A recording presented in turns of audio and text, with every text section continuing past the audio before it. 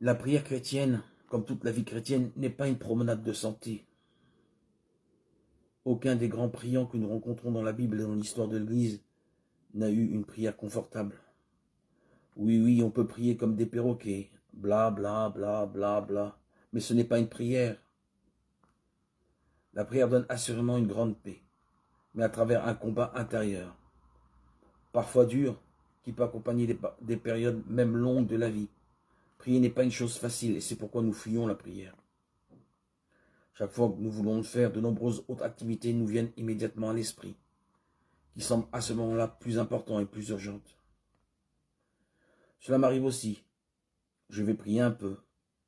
Et non, je dois faire ceci, cela. Je remets à plus tard. Nous fuyons la prière. Je ne sais pas pourquoi, mais c'est ainsi. Presque toujours après avoir remporté la prière, nous nous rendons compte que ces choses n'étaient pas du tout essentielles et que nous avons peut-être perdu du temps. L'ennemi nous trompe ainsi, de cette manière. Tous les hommes et les femmes de Dieu témoignent non seulement de la joie de la prière, mais aussi de la difficulté et la fatigue qu'elle peut procurer. À certains moments, c'est un dur combat que de rester fidèle au temps et au mode de prière. Certains saints l'ont pratiqué pendant des années sans y prendre aucun goût, sans en percevoir l'utilité. Le silence, la prière, la concentration sont des exercices difficiles, et parfois la nature humaine se rebelle. Nous préférerions être n'importe où ailleurs dans le monde, mais pas là, en train de prier sur un banc d'église dans une communauté. Ceux qui veulent prier doivent se rappeler que la foi n'est pas facile, et qu'elle se vit parfois dans une obscurité presque totale, sans aucun point de repère.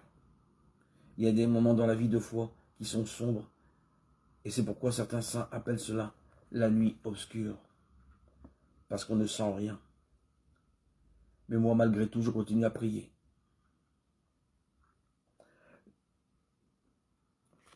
L'enseignement énumère une longue série d'ennemis de la prière, ceux qui la rendent difficile, qui la rendent pénible.